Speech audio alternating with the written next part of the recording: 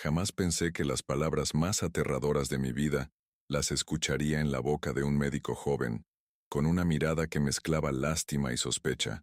Señor, por protocolo, tenemos que llamar a la policía.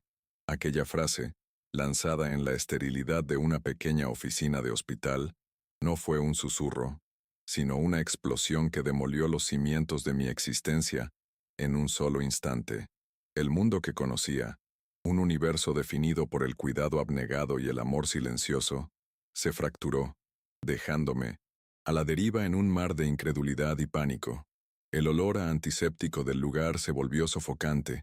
Cada zumbido de los equipos médicos en el pasillo parecía un eco de esa acusación monstruosa que ahora pesaba sobre mi alma cansada, una mancha de la que sentía que nunca podría limpiarme. Me llamo Javier, tengo 72 años, y nunca imaginé que la recompensa por dedicar los últimos 6 años de mi vida a cuidar a mi esposa paralítica sería una acusación de ser un monstruo. Creí que el sacrificio silencioso, las noches sin dormir y los días dedicados a mantener viva la dignidad de la mujer que amaba serían mi testamento final. En cambio, me encontré bajo la fría luz de un hospital público, siendo juzgado como un criminal por las mismas personas a las que había acudido en busca de ayuda. Mi historia, la que yo creía que era una de amor y lealtad incondicional, estaba siendo reescrita ante mis ojos como un relato de negligencia y crueldad, y yo era el villano principal en esta nueva y terrible versión. Durante 6 años, mi vida se había convertido en un ritual medido por el reloj.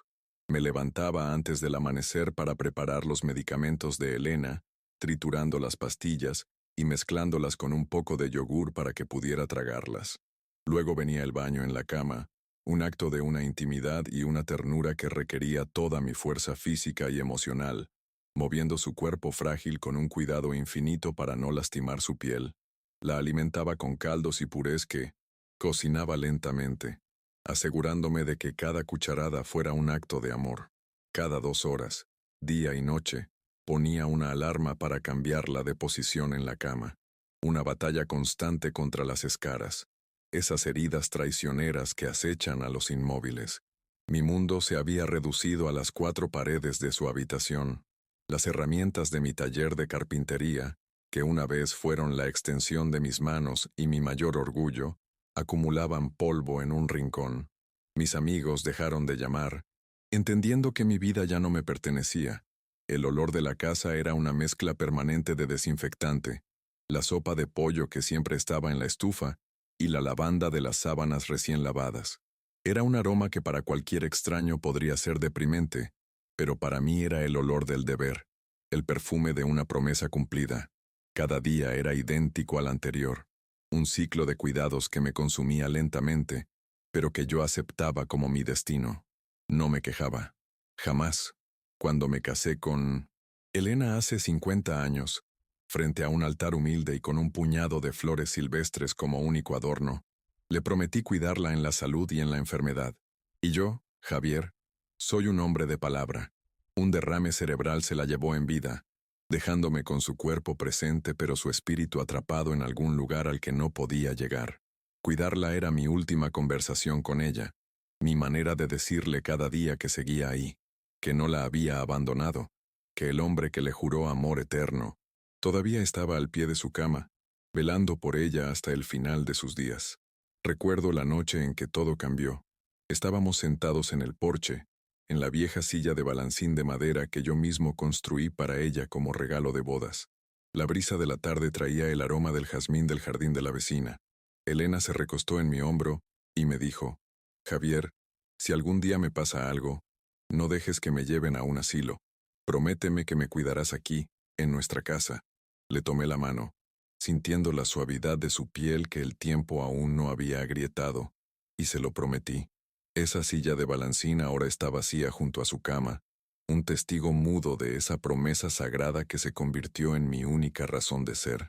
Ella había sido la luz de mi vida, una mujer de risa contagiosa y una energía que parecía inagotable. Bailaba por la cocina mientras preparaba el desayuno, cantaba canciones antiguas mientras regaba las macetas de geranios que llenaban nuestras ventanas de color.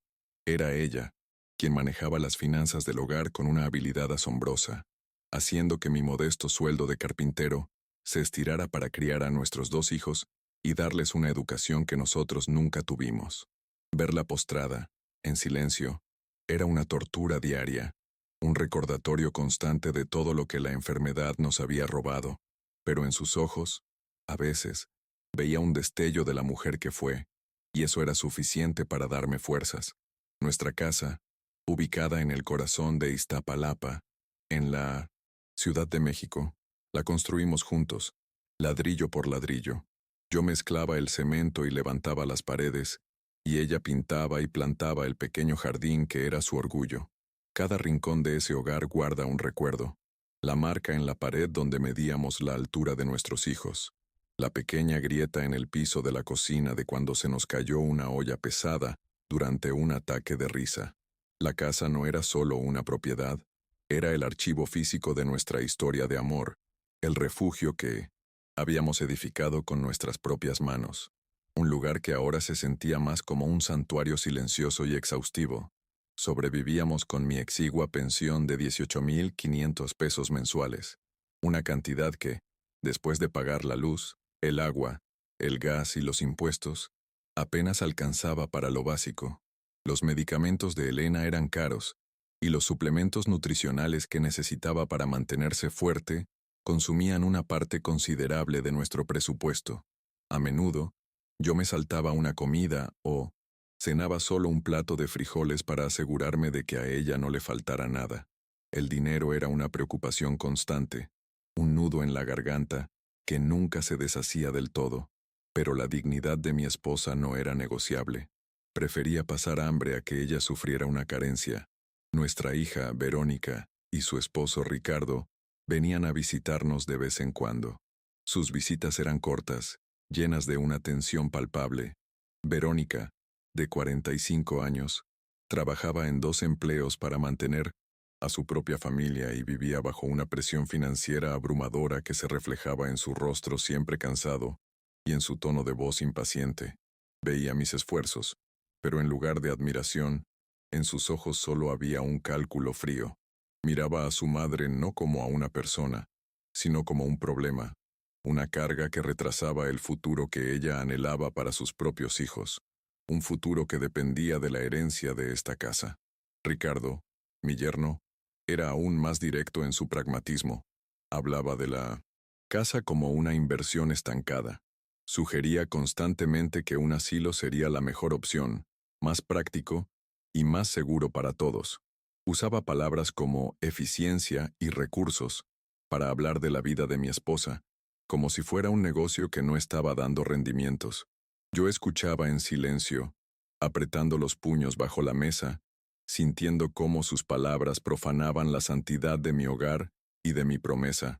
No entendían, o no querían entender, que el amor no se mide en términos de practicidad o conveniencia. Mi hija a menudo me decía, «Papá, estás agotado. Te vas a enfermar tú también. ¿No ves que esto no es sostenible?» Sus palabras sonaban como si estuviera preocupada, pero el subtexto era claro. Mi agotamiento no le preocupaba por mi bienestar, sino porque mi posible colapso representaría un problema logístico para ella. Quería que yo cediera, que me rindiera, que admitiera que ya no podía más para que ella pudiera tomar el control de la situación. Cada una de sus visitas se sentía menos como un acto de amor filial y más como una inspección, una evaluación de cuánto tiempo más podría resistir este viejo antes de quebrarse. El resentimiento de Verónica era una corriente subterránea que envenenaba el aire cada vez que estaba presente.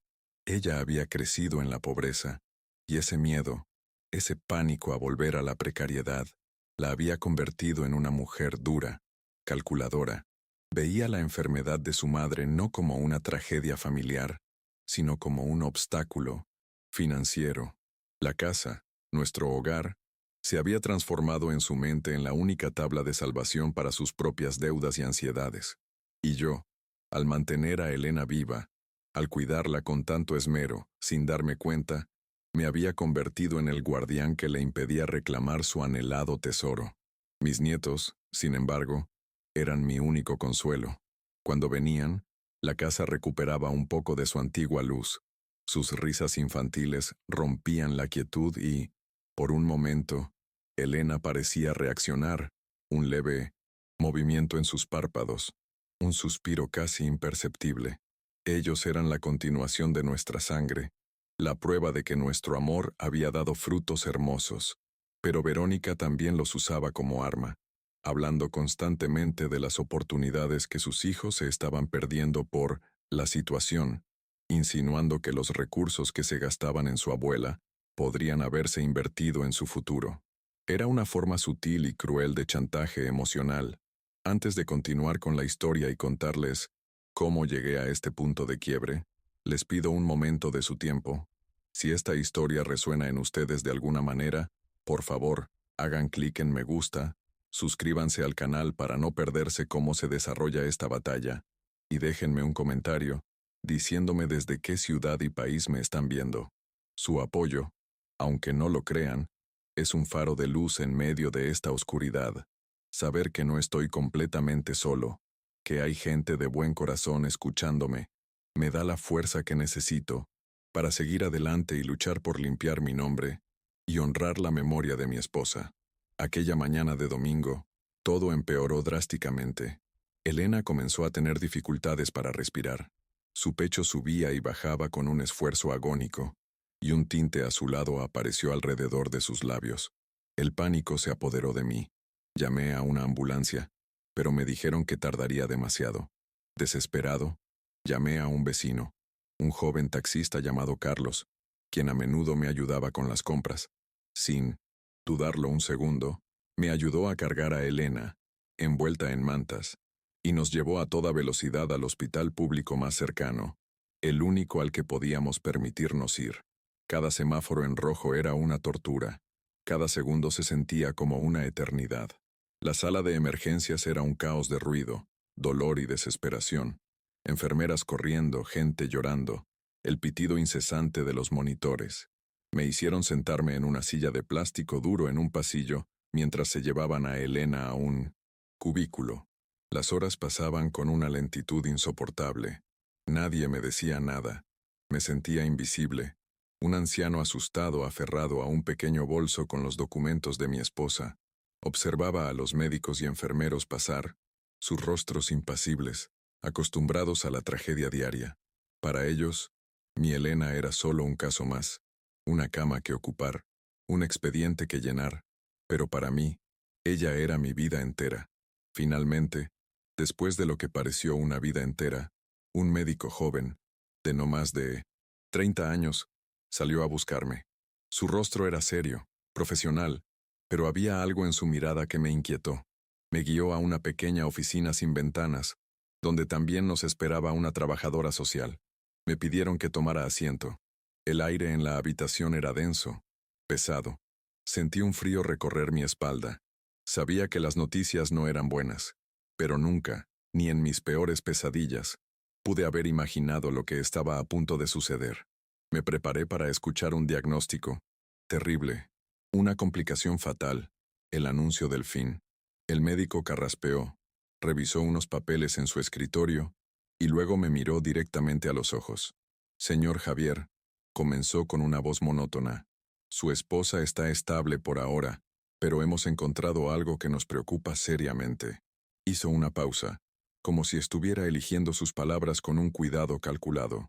Presenta un cuadro de desnutrición severa y múltiples escaras, algunas en un estado muy avanzado. Estas son lesiones que se producen por falta de movilidad y presión constante, pero el grado en que las tiene sugiere una posible falta de cuidados adecuados durante un tiempo prolongado. Cada palabra era como una gota de ácido cayendo sobre mi piel. La trabajadora social, una mujer de aspecto amable pero con una firmeza de acero en su voz, tomó la palabra. Señor, entendemos que cuidar a una persona en su condición es extremadamente difícil.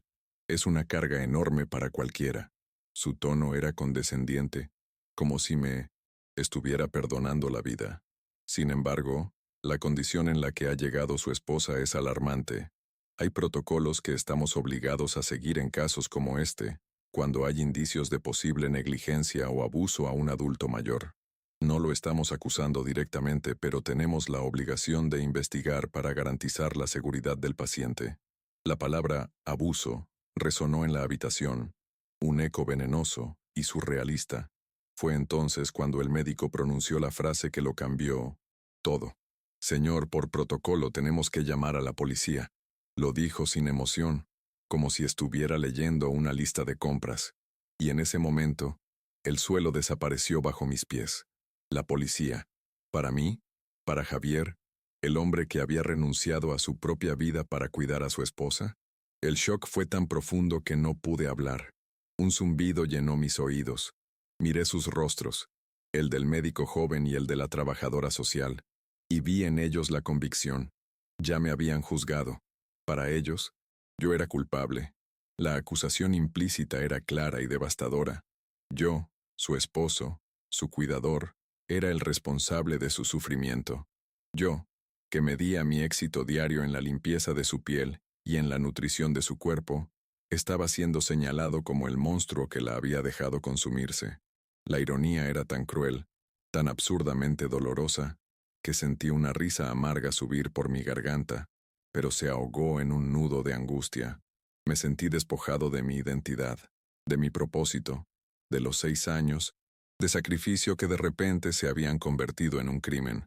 Era una pesadilla de la que no podía despertar. Salí de esa oficina como un autómata. Caminé por los pasillos del hospital sin ver a nadie. Mi mente era un torbellino de confusión y dolor. ¿Cómo era posible? Yo la giraba cada 2 horas. Yo la alimentaba. Yo la limpiaba. Repasé mis acciones una y otra vez, buscando un error, una falla, algo que pudiera haber hecho mal sin darme cuenta. Pero mi conciencia estaba tranquila en ese aspecto. Mi cuidado había sido meticuloso, constante, casi obsesivo. Algo no encajaba. La desnutrición, las escaras avanzadas, no tenía sentido. Era como si alguien hubiera estado deshaciendo mi trabajo a mis espaldas. Y entonces, como un relámpago en medio de la oscuridad, la verdad comenzó a tomar forma en mi mente. Una verdad tan terrible que mi corazón se negó a aceptarla al principio. Recordé las visitas de Verónica. Recordé cómo insistía en darme un descanso y quedarse a solas con su madre durante unas horas. Sal a caminar, papá, te hará bien, me decía con una sonrisa que ahora me parecía una máscara. Recordé cómo, después de sus visitas, a veces encontraba a Elena más agitada o con la piel irritada, pero lo atribuía a la propia enfermedad, nunca a la malicia. Empecé a conectar los puntos. Recordé sus comentarios casuales sobre los suplementos nutricionales que yo compraba. Papá, ¿de verdad crees que estas cosas caras funcionan? Es tirar el dinero, me había dicho una vez mientras revisaba las facturas de la farmacia. Recordé la vez que se ofreció a administrarle los medicamentos de la tarde, y más tarde encontré una de las pastillas más importantes debajo de la cama, como si se hubiera caído accidentalmente. En ese momento no le di importancia, pero ahora, esas casualidades formaban un patrón siniestro, una conspiración silenciosa que se había tejido a mis espaldas. La imagen se volvió nítida y aterradora en mi mente. Verónica, mi propia hija, ella no, quería que su madre muriera, no directamente, pero sí quería que el proceso se acelerara. Quería que la situación se volviera insostenible para que un médico, una autoridad, interviniera y declarara que yo ya no era capaz. Sabotear mis cuidados era la manera perfecta de lograrlo, debilitando a Elena poco a poco, asegurándose de que su condición empeorara a pesar de mis esfuerzos. Creaba la narrativa perfecta, la de un anciano abrumado y negligente que ya no podía hacerse cargo. Y ella, la hija, preocupada, quedaría como la salvadora. El dolor de esta revelación fue peor que cualquier golpe físico. Era una traición que cortaba más profundo que cualquier cuchillo, porque venía de mi propia sangre, la hija por la que había sacrificado mis sueños, por la que había trabajado hasta que mis manos sangraron. Me había utilizado, había puesto en riesgo la vida de su propia madre y me había tendido una trampa para pintarme como un monstruo. Todo por una casa, todo por el miedo a la pobreza. Había vendido su alma, y la mía en el proceso. por un puñado de ladrillos y cemento. En ese momento, sentado en la fría silla del pasillo del hospital, algo dentro de mí cambió para siempre. El Javier dócil, el hombre resignado que aceptaba su destino en silencio, murió. La conmoción inicial se transformó en una claridad helada, en una furia fría y decidida. El dolor no me paralizó. Al contrario, me despertó. La tristeza se convirtió en combustible. Ya no se trataba solo de la salud de Elena, ni siquiera de mi libertad. Se trataba de mi honor. Se trataba de la verdad. Se trataba de la promesa que le había hecho a mi esposa. No iba a dejar que me pisotearan. No iba a permitir que la historia de mi amor fuera manchada por la codicia de mi hija. Me levanté de esa silla, sintiendo que mis 72 años pesaban menos que antes. Mis manos, que habían temblado de miedo en la oficina del médico, ahora estaban firmes. Miré a mi alrededor, al caos del hospital, y vi mi campo de batalla. Ya, no era una víctima pasiva, era un luchador, un viejo carpintero que había construido su casa con sus propias manos, y que ahora usaría esas mismas manos para demoler el castillo de mentiras que su hija había construido. Caminé hacia la salida del hospital con un propósito que no había sentido en años. Sabía lo que tenía que hacer. No iba a esperar a que la policía viniera a buscarme. Yo iba a ir a buscarlos a ellos. Pero no iría solo. Necesitaba ayuda. Necesitaba a alguien que creyera en mí, que me ayudara a navegar por el laberinto legal que se avecinaba. Recordé haber visto un letrero de una defensoría pública cerca del mercado del barrio. Sería mi primera parada. No tenía dinero para un abogado caro, pero tenía algo mucho más valioso: la verdad de mi lado. Mi hija había subestimado al viejo, había confundido mi paciencia con debilidad, mi silencio con resignación. No conocía la fuerza que puede nacer de un corazón roto, la determinación que surge cuando a un hombre le arrebatan lo único que le queda, su dignidad. Esta no iba a ser la historia de cómo un anciano fue acusado injustamente.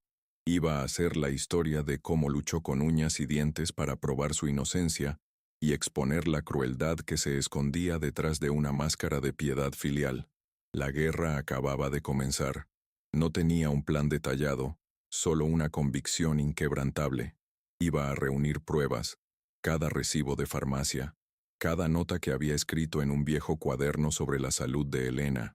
Le pediría a mí, vecino Carlos, que testificara, a la señora de la tienda que me veía comprar los pañales y los suplementos. Cada pequeño detalle de mi rutina se convertiría en un arma en mi defensa. Verónica había iniciado esta guerra en la sombra, con susurros y sabotajes. Yo la pelearía a la luz del día, con hechos y con la verdad, y no iba a descansar hasta que mi nombre estuviera limpio. Mi mente repasaba cada conversación, cada gesto, cada visita. La evidencia estaba ahí, esparcida en mi memoria como piezas de un rompecabezas macabro. El recuerdo de Verónica cambiando las sábanas y diciendo: «No te preocupes, papá, yo me encargo de lavar esto», probablemente para deshacerse de alguna prueba de su negligencia deliberada. Su insistencia en que yo saliera de casa, creando la oportunidad perfecta para dejar a su madre sin el cuidado necesario durante horas cruciales. Todo encajaba con una precisión diabólica, una trama urdida con una frialdad que me helaba la sangre. Mientras el sol de la tarde comenzaba a ponerse sobre la Ciudad de México, arrojando largas sombras sobre las calles, yo sentía que estaba saliendo de mi propia oscuridad. La acusación que pretendía destruirme, en realidad me había dado una nueva razón para vivir, un último propósito. Iba a defender el honor de mi amor por Elena. Ella, atrapada en su silencio, no podía defenderse, así que yo sería su voz, su guerrero. Mi lucha no era solo por mí, era por ella, por la santidad de la promesa que nos unió, y que ni siquiera la muerte o la traición podrían romper. Este era el comienzo de mi batalla final. La oficina de la Defensoría Pública era un cuarto pequeño y abarrotado de archivos, con el zumbido constante de un viejo ventilador de techo que apenas movía el aire pesado. Me recibió una abogada joven, la licenciada Sofía Ramírez. Tenía una mirada aguda y una expresión que no revelaba ni lástima ni juicio, solo una atención concentrada. Le conté mi historia. Mi voz temblaba al principio, pero ganaba firmeza a medida que relataba los 6 años de cuidado y la daga helada de la acusación. Ella escuchaba sin interrumpir, tomando notas en un bloc de hojas amarillas. Cada palabra que yo decía parecía pesar en el silencio de aquella habitación. Cada detalle de mi rutina se convertía en una pieza de evidencia en mi propia defensa. Cuando terminé, la licenciada Ramírez se reclinó en su silla, dejando escapar un largo suspiro. «Señor Javier», dijo con una voz tranquila pero firme, «lo que usted describe es, lamentablemente, más común de lo que la gente cree. Se llama abuso por negligencia deliberada, y a menudo es perpetrado por familiares con intereses económicos. El hospital hizo lo correcto al notificar, pero su acusación inicial está mal dirigida. Sus palabras fueron el primer bálsamo para mi herida. Por primera vez, alguien no me miraba como a un monstruo, sino como a una posible víctima. Me explicó los pasos a seguir. Primero, responder a la investigación del hospital y la policía. Y, segundo, adelantarnos a cualquier movimiento legal de mi hija. Mi primera acción, bajo la guía de la licenciada, fue ir a la comisaría, no como un sospechoso que se esconde, sino como un ciudadano que busca aclarar la verdad. Entré a ese lugar con el corazón en un puño, el olor a desinfectante barato y a desesperación flotando en el aire. Declaré voluntariamente, relatando con la mayor precisión posible mi rutina diaria, los medicamentos, los horarios de cambio de posición, las comidas. Les entregué los nombres de mis vecinos, de la farmacéutica que me conocía de años, del joven taxista Carlos. Quería que hablaran con todos, que vieran que mi vida era un libro abierto, un testimonio andante de dedicación, no de negligencia. Mientras tanto, Verónica y Ricardo no perdieron el tiempo. Cuando se enteraron de que el hospital había iniciado una investigación, en lugar de apoyarme, lanzaron su propio ataque. Llamaron a nuestros familiares, a tíos y primos, para contarles su versión de la historia. Pintaron un cuadro de un anciano senil, abrumado por el dolor y la responsabilidad, que ya no distinguía la realidad de sus confusiones. «Mi papá está perdiendo la cabeza», le decía Verónica a mi hermana por teléfono, con una voz cargada de una falsa angustia. «Está inventando cosas horribles de mí. Tenemos que intervenir antes de que se haga daño a sí mismo o a alguien más». La estrategia era diabólica en su simplicidad. Si lograban declararme incompetente, no solo invalidarían mi testimonio contra ellos, sino que también obtendrían la tutela legal sobre Elena y, por extensión, el control total de nuestros bienes, principalmente la casa.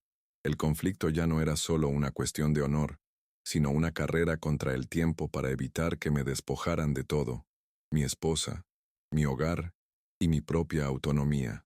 Sus mentiras comenzaron a esparcirse como veneno, y pronto, algunos miembros de la familia que antes me respetaban, ahora me miraban con duda y compasión, como si realmente fuera un pobre viejo que había perdido el juicio.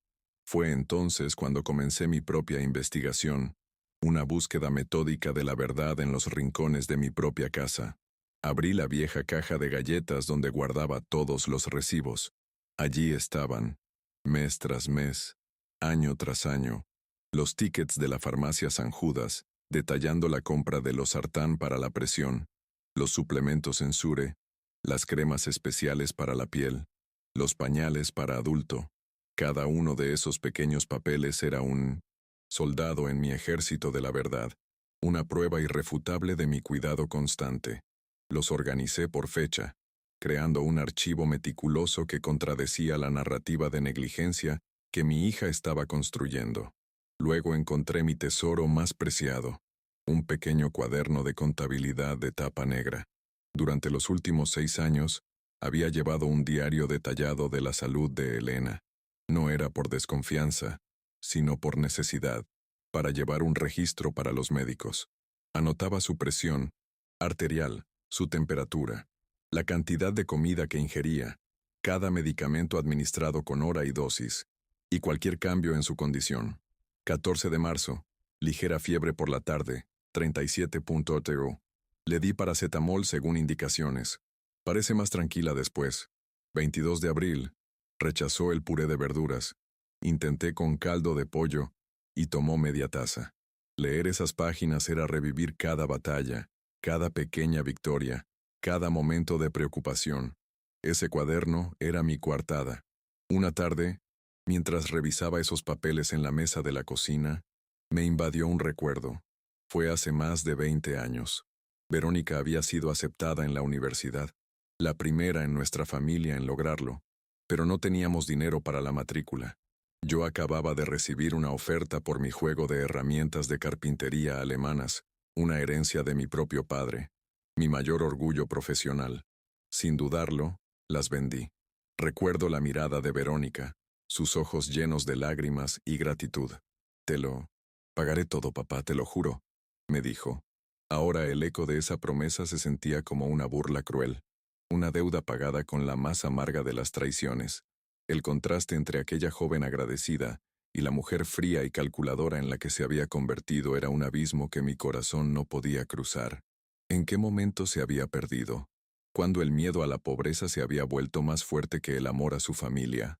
La recordaba de niña, durmiendo en mi pecho, su pequeña mano aferrada a mi dedo.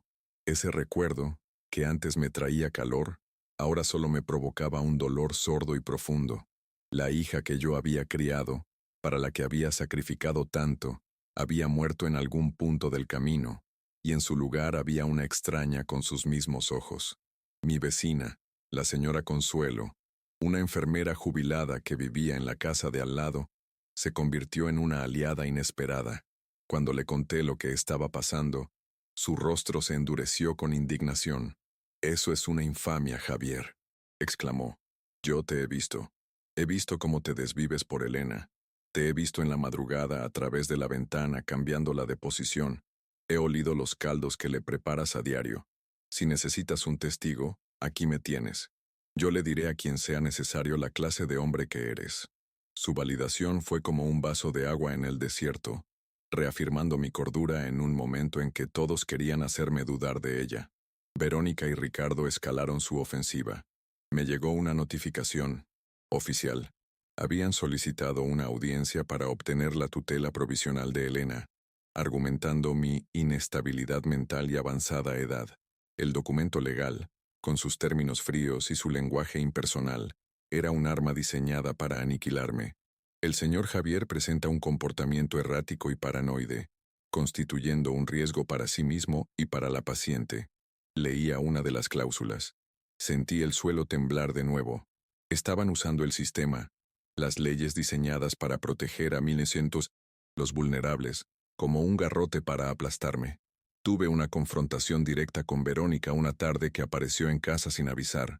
Entró con una actitud de autoridad, como si la casa ya fuera suya. «Papá, tenemos que hablar», dijo. Su voz una mezcla de impaciencia y una piedad ensayada. «Ricardo y yo hemos estado hablando. Esto se te ha ido de las manos. Te queremos ayudar. Si aceptas voluntariamente que te internemos en una casa de reposo, retiraremos la solicitud de tutela. Podrás descansar. Nosotros nos haremos cargo de mamá». La oferta era tan insultante, tan descaradamente manipuladora que por un momento me quedé sin aire. ¿Hacerse cargo de ella?, le respondí. Mi voz era un susurro helado, cargado de toda la furia y el dolor que había acumulado. «¿Cómo planeas hacerte cargo de ella, Verónica? ¿Dejándola sin comer? ¿Ignorando sus heridas hasta que se infecten? ¿Acelerando su muerte para poder vender esta casa más rápido?» Su rostro se descompuso. La máscara de hija, preocupada, se resquebrajó, revelando por un instante la dureza que había debajo. «No sé de qué estás hablando», siseó. «El dolor te está haciendo alucinar. Estás enfermo, papá. Necesitas ayuda profesional. La única enferma aquí eres tú», le dije, dando un paso hacia ella, sintiendo una fuerza que no sabía que poseía. «Tu alma está enferma de codicia. Vendiste tus recuerdos, tu lealtad y a tu propia madre por el miedo a no tener dinero. Sacrifiqué mi juventud y mis sueños por ti, para que tuvieras un futuro mejor, y así es como me pagas». Ella retrocedió, genuinamente sorprendida por mi vehemencia. El viejo sumiso y silencioso había desaparecido. En su lugar había un padre que la miraba no con amor, sino con una profunda y amarga decepción, un juicio más terrible que cualquier condena legal. No te estoy pidiendo permiso, Verónica. Continué, mi voz resonando en la pequeña sala. Esta es mi casa. Elena es mi esposa. Y voy a defender mi honor y su dignidad hasta mi último aliento. Sal de aquí, y no vuelvas a menos que sea con una orden judicial, porque por tu propia voluntad, ya no eres bienvenida en este hogar que profanaste con tus mentiras. Se quedó mirándome, sus ojos llenos de una mezcla de rabia y desconcierto. Sin decir una palabra más, se dio la vuelta y se fue, cerrando la puerta con una fuerza que hizo temblar el retrato de nuestra boda en la pared. Esa noche, la soledad de la casa se sintió más pesada que nunca. Me senté en la silla de balancín junto a la cama, ahora vacía de Elena. El silencio era abrumador. En mi mente, reviví una y otra vez los momentos felices con ella, antes de que la enfermedad llegara como un ladrón en la noche. Recordé un consejo que su madre le dio, y que Elena me repitió a menudo. El valor de una persona no se mide por lo que tiene, sino por lo que es capaz de dar cuando no tiene nada. Yo le había dado todo a Verónica, y ahora ella intentaba quitarme lo poco que me quedaba. El proceso legal era lento y desgastante. La licenciada Ramírez trabajaba incansablemente, presentando mis pruebas, mis recibos, las copias de mi diario. Pero el sistema es una maquinaria pesada y burocrática. Mientras tanto, me prohibieron visitar a Elena en el hospital. Es para evitar posibles conflictos hasta que la investigación se aclare, me explicó la trabajadora social por teléfono, con una frialdad que me partió el alma. Estaba separado de mi esposa, a quien había cuidado sin descanso durante 6 años. Me la habían arrebatado, usando mis propios cuidados como arma en mi contra. Esa era la ironía más cruel de todas. Para entender la motivación de Verónica, aunque no para justificarla, hay que comprender su pánico. Una noche, incapaz de dormir, recordé una conversación que escuché por accidente entre ella y Ricardo. Estaban en la cocina, creyendo que yo dormía. Verónica lloraba con una desesperación que rara vez mostraba. Estamos ahogados en deudas, Ricardo. La hipoteca, las colegiaturas, las tarjetas de crédito. Si no conseguimos dinero pronto, lo perderemos todo. La casa de mis padres es nuestra única salida. La única. Su crueldad no nacía del odio puro, sino de un terror abyecto a fracasar, a volver a la precariedad que tanto había luchado por dejar atrás. Esa revelación no disminuyó mi dolor, pero le dio una dimensión más trágica. Mi hija no era un monstruo unidimensional, sino una persona rota, aterrada, que había tomado las peores decisiones posibles por las razones equivocadas. Había permitido que su miedo la consumiera hasta el punto de sacrificar su propia humanidad en el altar de la seguridad financiera. Estaba dispuesta a destruir a su padre y a acelerar la muerte de su madre para salvarse a sí misma. Era una tragedia griega, desarrollándose en una modesta casa de Iztapalapa. La presión aumentaba cada día. Las llamadas de familiares que me pedían ser razonable y pensar en el bien de todos. Las miradas de lástima de algunos vecinos que habían creído las mentiras de Verónica. Miedo constante a que un día la policía llegara a mi puerta para arrestarme. A veces, en la oscuridad de la noche, la duda me asaltaba. ¿Y si tenían razón? ¿Y si el cansancio me había hecho cometer errores sin darme cuenta? Era una tortura mental, un veneno que mi hija había inoculado con la esperanza de que yo mismo me convenciera de mi propia culpa. Pero entonces miraba mis manos, callosas y agrietadas por años de trabajo y de cuidados. Eran manos que habían construido, que habían sostenido, que habían limpiado. No eran las manos de un negligente. Recordaba la leve sonrisa en el rostro de Elena, cuando le tarareaba las canciones de su juventud. Recordaba la paz en su respiración, cuando finalmente se quedaba dormida, después de una noche de dolor. Esos recuerdos eran mi ancla, mi verdad inmutable. Mi amor por ella era real, y ese amor no podía ser una mentira. La licenciada Ramírez me llamó un jueves por la mañana. Su voz era seria. Javier, tengo noticias. Verónica y su esposo han presentado una moción urgente. Han conseguido una declaración de un psicólogo que, basándose únicamente en el testimonio de ellos, sugiere que usted podría estar sufriendo de un trastorno delirante inducido por el estrés del cuidador. El juez ha fijado una audiencia de mediación familiar para la próxima semana. Es nuestra oportunidad de presentar todo lo que tenemos, pero tiene que estar preparado. Van a intentar destruirlo. El término trastorno delirante era una bofetada, una etiqueta clínica para despojarme de mi credibilidad, para transformar mi amor en locura. Mi hija no solo quería mi casa, quería mi mente. Quería reescribir la realidad para que encajara en su narrativa, una en la que ella era la heroína rescatando a sus padres de la senilidad y la negligencia, y yo era el villano loco al que había que encerrar por su propio bien. La batalla estaba a punto de llegar a su punto más crítico. Si amas a Jesús y crees en la fuerza de la verdad y la justicia, te pido que te suscribas a nuestro canal. No es solo para seguir mi historia, sino para formar parte de una comunidad que cree que la dignidad de nuestros mayores es sagrada. Tu suscripción es una oración, una muestra de apoyo que me dice que no estoy solo en esta lucha por la verdad. No te pierdas las próximas revelaciones, porque la justicia, aunque a veces tarda, siempre encuentra su camino con la ayuda de la fe. Pasé los días previos a la audiencia preparando mi defensa. No se trataba de memorizar argumentos legales, sino de armarme con la verdad. Fotocopié cada página de mi cuaderno, cada recibo.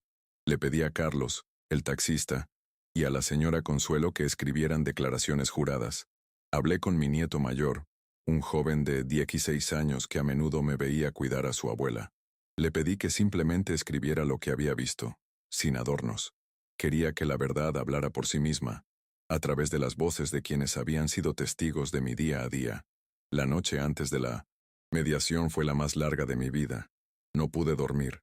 Me senté en la silla de balancín, meciéndome lentamente en la oscuridad, la casa crujiendo a mi alrededor como si compartiera mi angustia.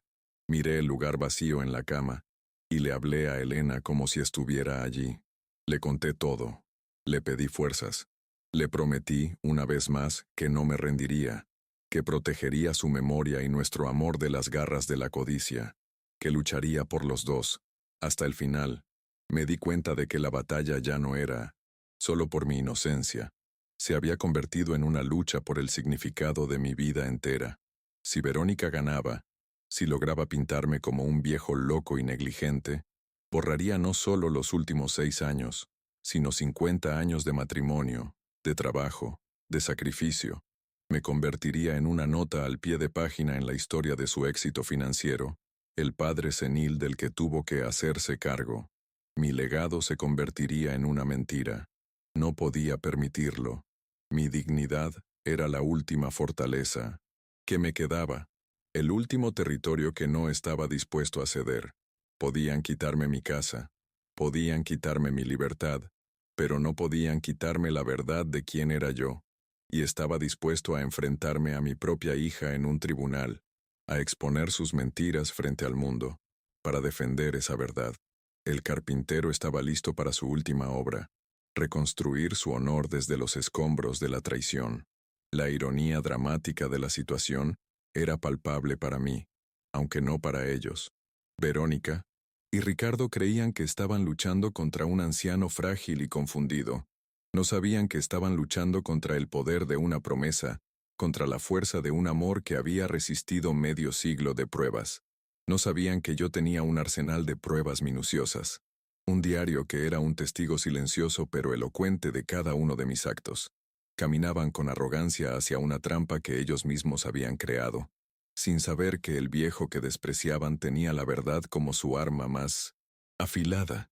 La escalada de los acontecimientos había sido progresiva y brutal. Comenzó con una acusación en un hospital, un asunto de dinero y una casa. Luego se transformó en una batalla por mi dignidad y mi reputación.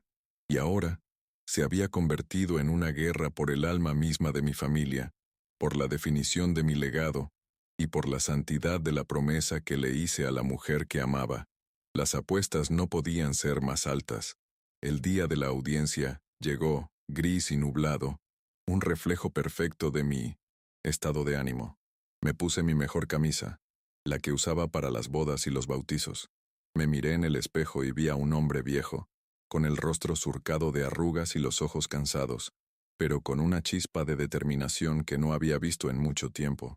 No era el rostro de una víctima. Era el rostro de un guerrero que se dirigía a su batalla más importante. Mientras me preparaba para salir, recibí una llamada del hospital. Era una enfermera que había atendido a Elena un par de veces. Su voz era baja, casi un susurro. Señor Javier, no debería estar haciendo esto, pero usted necesita saber. Su hija ha restringido aún más las visitas. Nadie puede ver a su esposa sin su autorización explícita, y ha dado instrucciones de que no se le administren los suplementos nutricionales de alto costo, diciendo que son innecesarios. Algo no está bien. Tenga mucho cuidado. La llamada fue una daga en el corazón, pero también la pieza final de la armadura que necesitaba. La crueldad de Verónica no tenía límites. Incluso con una investigación en curso, seguía con su plan, ahora desde la posición de poder que le daba el hospital. Se sentía intocable.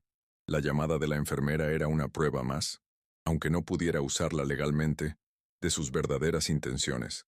Era la confirmación de que estaba haciendo lo correcto. Caminé hacia la oficina de mediación sintiendo el peso del mundo sobre mis hombros, pero también una extraña calma. El miedo había desaparecido, reemplazado por una resolución de acero. Iba a enfrentarme a mi hija, armado con mi pequeño cuaderno negro y la verdad de una vida entera.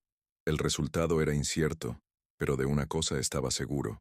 No iba a salir de esa habitación como un hombre derrotado. Iba a salir con mi dignidad intacta, sin importar el costo. La vulnerabilidad era mi estado natural en ese momento. Legalmente, estaba en desventaja. Emocionalmente, estaba devastado. Físicamente, era un anciano luchando contra un sistema y contra su propia familia. Pero, como me había enseñado la carpintería, a veces la madera más vieja y nudosa es la más difícil de quebrar. Y yo no estaba dispuesto a romperme. El segundo acto de mi tragedia estaba llegando a su fin, en el umbral de una sala de mediación que sería mi campo de batalla o mi cadalso. La indignación del público, imaginaba, estaría en su punto más alto, esperando ver si la justicia prevalecería. La sala de mediación era un espacio frío e impersonal, diseñado para despojar a las emociones de su color. Las paredes de un beige anónimo, una mesa larga de madera laminada, y un silencio que pesaba más que cualquier grito. De un lado, Verónica y Ricardo, flanqueados por un abogado de traje caro que exudaba una confianza depredadora.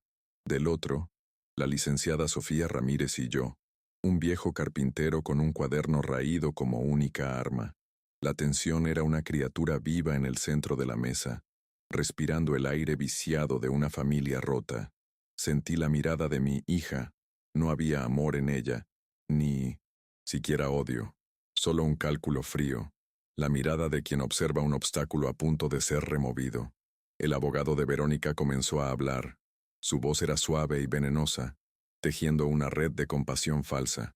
Habló de mi profundo amor por Elena, un amor que, según él, se había torcido por el peso del agotamiento y el dolor, transformándose en una obsesión peligrosa. Presentó el informe del psicólogo como si fuera un evangelio, describiéndome como un hombre atrapado en delirios, incapaz de distinguir sus cuidados de sus fallas. Cada palabra era una pincelada en el retrato de un monstruo trágico, un hombre al que había que detener por su propio bien. Escucharlo era como sentir que me enterraban vivo bajo paladas de una tierra de mentiras bien articuladas. Entonces habló Verónica.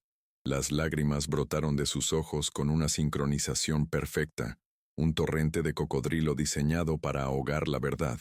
Habló de su infancia, de lo mucho que amaba a sus padres, de cómo le partía el alma ver a su padre en ese estado. Yo solo quiero ayudar, sollozó, su voz quebrándose en los lugares justos. Quiero que mi papá descanse y que mi mamá reciba los cuidados profesionales que él ya no puede darle. Todo lo que hago, lo hago por amor, para salvar a mi familia. La actuación era magistral.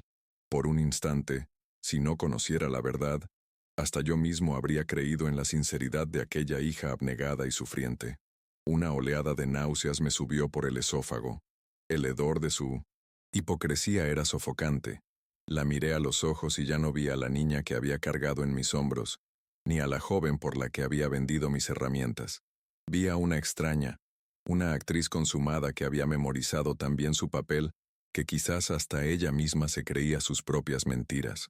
Era una traición tan profunda, tan performática, que trascendía el dolor y se instalaba en el reino del más puro y gélido asco. Mi amor por ella se había convertido en cenizas, y el viento de sus mentiras las esparcía por aquella sala estéril. La licenciada Ramírez, imperturbable, tomó la palabra. Su voz era el contrapunto a la histeria calculada de Verónica. Era calma, precisa, cortante. El amor y el agotamiento son reales, pero no son sinónimos de negligencia, afirmó. Y tenemos pruebas que demuestran un patrón de cuidado meticuloso y constante.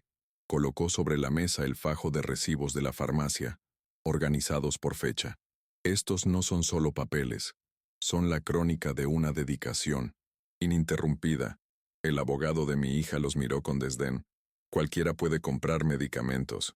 Eso no prueba nada, dijo con una sonrisa condescendiente, como si hubiera ganado un punto decisivo. Ese fue mi momento. El desprecio en su voz encendió la llama que necesitaba. No levanté la voz. No discutí. Con mis manos temblorosas pero firmes, coloqué mi pequeño cuaderno de contabilidad negro sobre la mesa. El objeto parecía insignificante, casi ridículo, en medio de los elegantes portafolios de cuero. Pero yo sabía que contenía un poder que ninguna ley o argumento podría contrarrestar. El poder de la verdad detallada. El mediador, un hombre de rostro cansado, se inclinó ligeramente hacia adelante, su curiosidad finalmente despertada.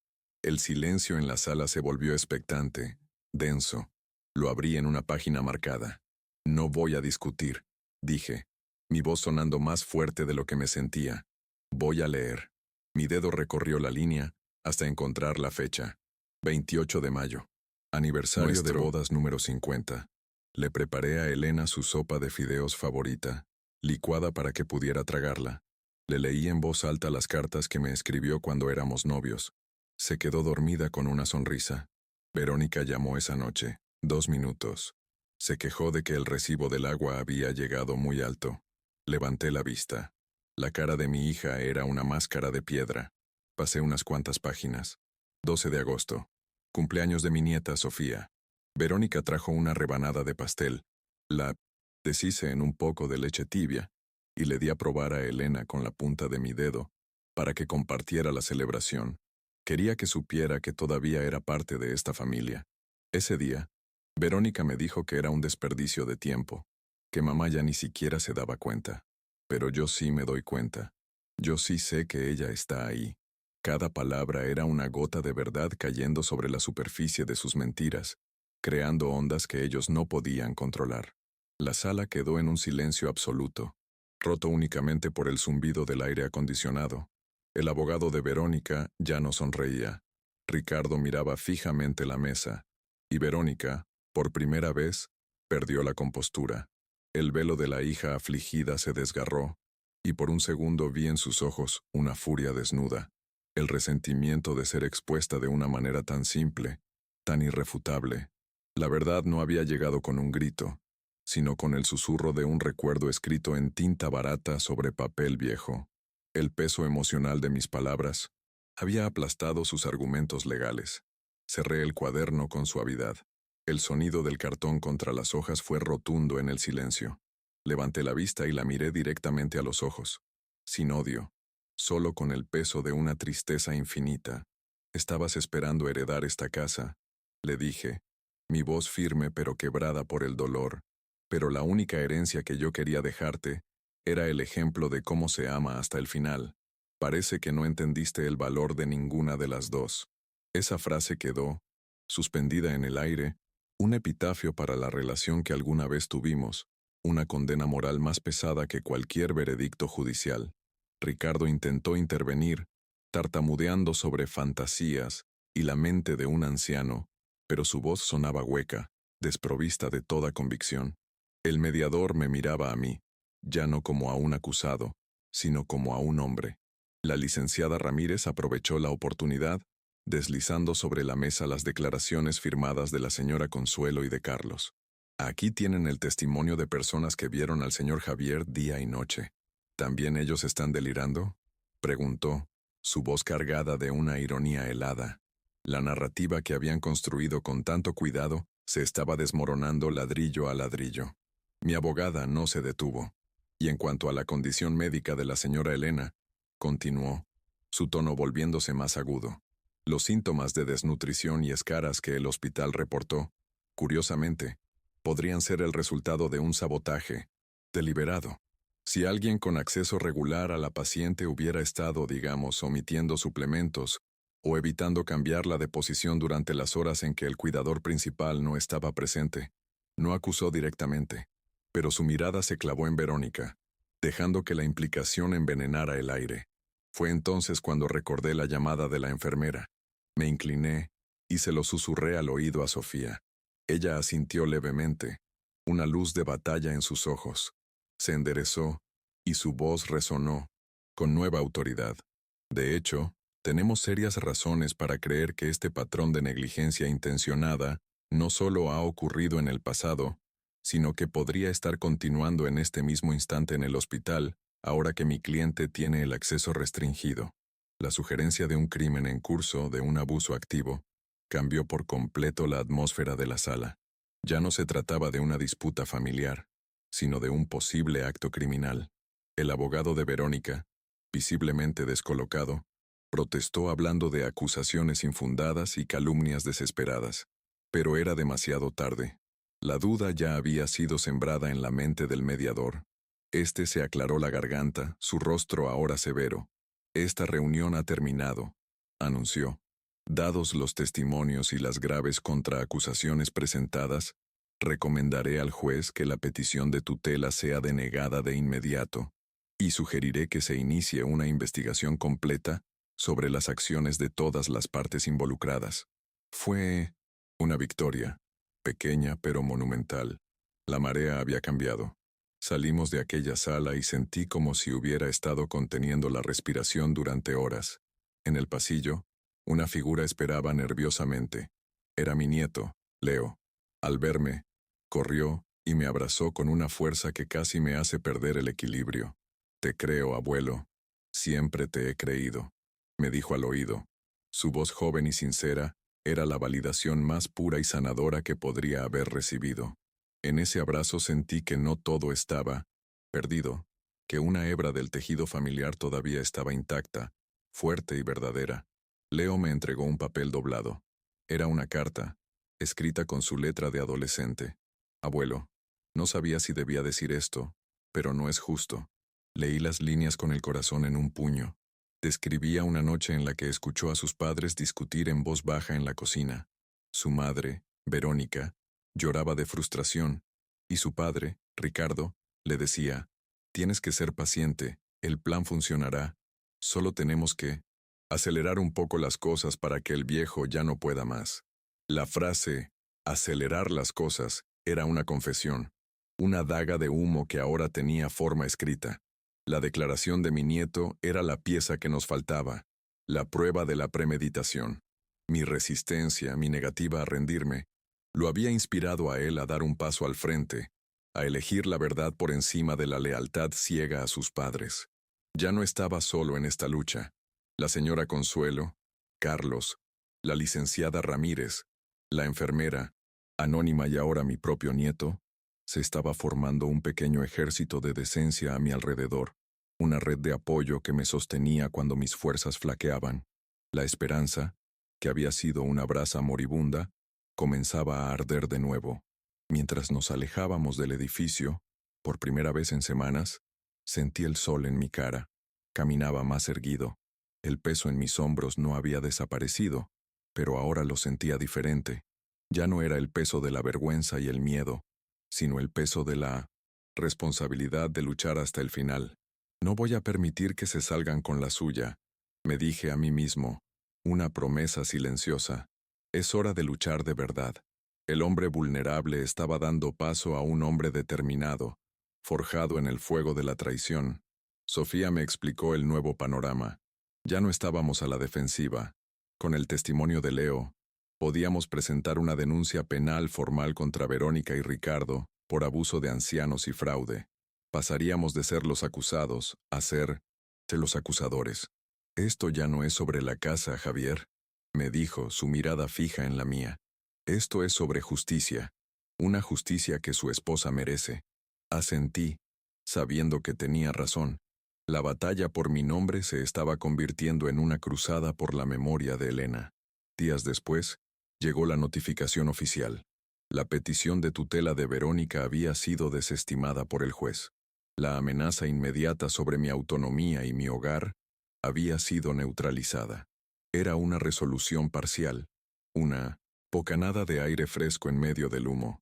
Y con esa decisión, se levantó la restricción que me impedía ver a mi esposa, una victoria agridulce, porque sabía que cada día que pasaba era un día crucial para su frágil salud. Corrí al hospital, con el corazón galopando de ansiedad y esperanza. La encontré en su cama, más pálida, más delgada. Parecía más pequeña de lo que la recordaba. Le tomé la mano. Estaba fría. Le hablé en susurros.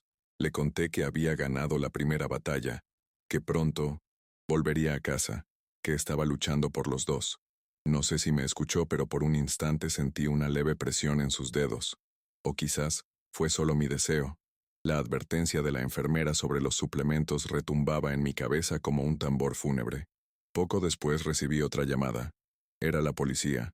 La investigación en mi contra había sido cerrada oficialmente. Falta de pruebas, dijeron.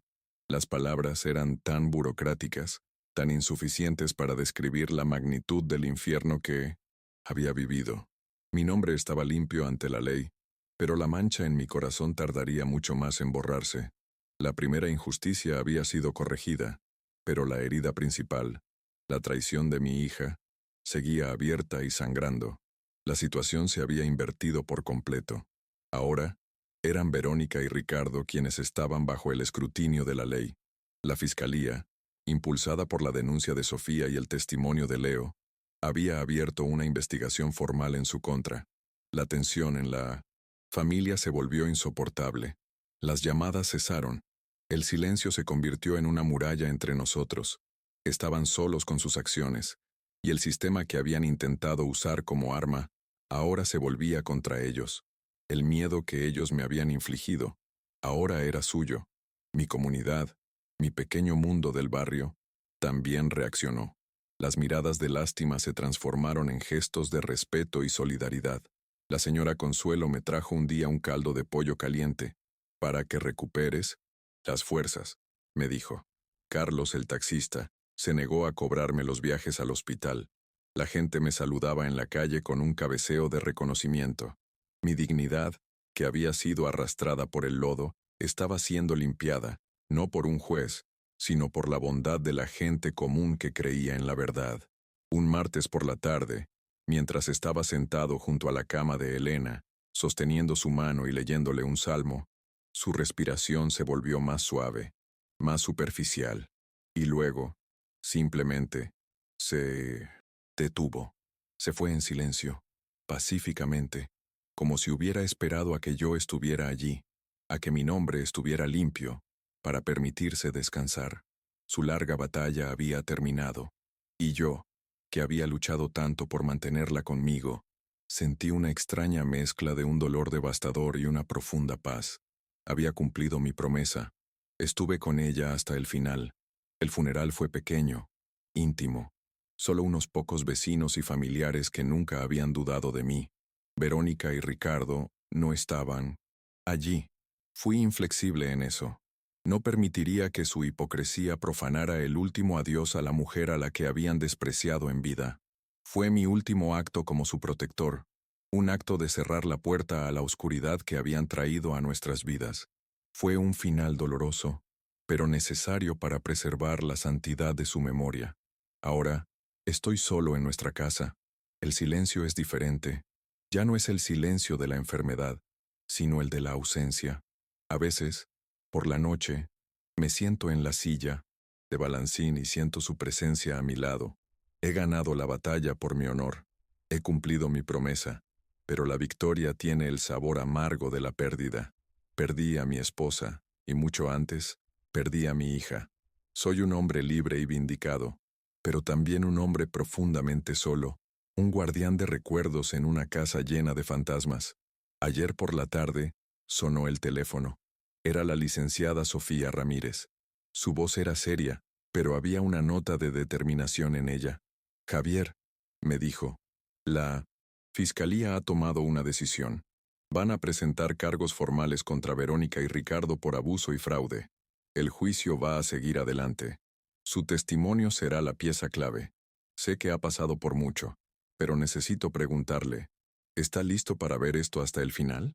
Miré el retrato de Elena en la pared, su sonrisa eterna. La lucha por mi nombre había terminado, pero la lucha por su justicia, por la justicia final, apenas estaba comenzando. Y sí, estaba listo.